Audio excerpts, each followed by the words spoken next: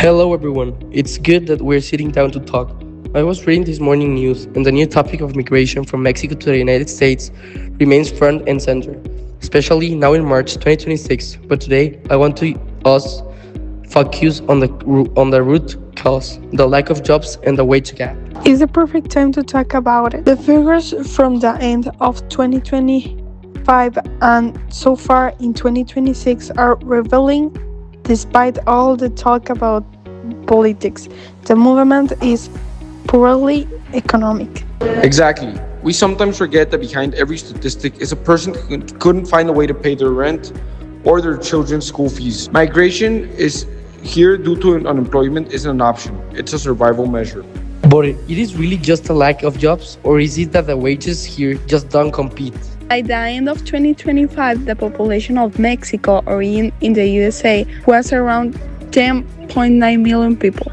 What is interesting is that even though unemployment for migrants there rose slightly to 5%, is still much more attractive than in the informal market in Mexico. And let's not forget the salary aspect. A worker with a high school education in the US can earn an average of up to $70,000 per year.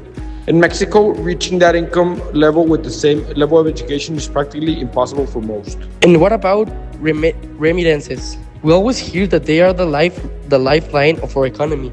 There is a key data point from this year. In 2025, for the first time in over a decade, remittances fell by 4.6%, closing at about $61,791 billion.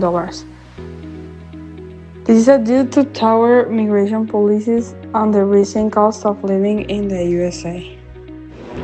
What you mentioned, Lorette, is critical. If remittance drops, towns in states like Zacatecas, Michoacán, or Guanajuato, which depend directly on that money to generate local jobs, are left without cash flow. It's a vicious cycle. There are no jobs, so we have to migrate to send money back. That money generates local jobs, and if the money stops coming, those jobs are lost. Besides, things are changing, right? It's no longer just the farmer work, going to the fields. That's right, according to the data from IOM and the Bank of Mexico.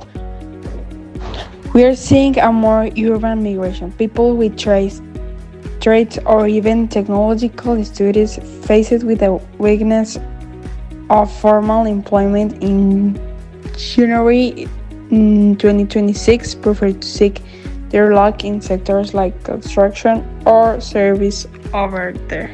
And then there's the fear factor. With the return of Remain in Mexico style programs and ICE operations, the migrant is no longer just looking for work. They are looking to dodge the deportation. This creates brutal psychological pressure. So, to summarize, we have a Mexican workforce that is vital for the US. In fact, 92% of employment growth there has been of Hispanic origin, yet they cannot find the conditions to stay here. Exactly, as long as productivity in Mexico doesn't grow and the wage gap remains nearly 10-1, and the flow will not stop, regardless of how many walls or lags they put up. Migration is the symptom. The lack of opportunity is the disease. We need investment and innovation here, not just to wait for them to keep sending us dollars. Well, there you have it. Clear data for a complex reality. Thank you, Lorette. Thank you, Alejandro. We'll see you in the next one to keep breaking down these issues.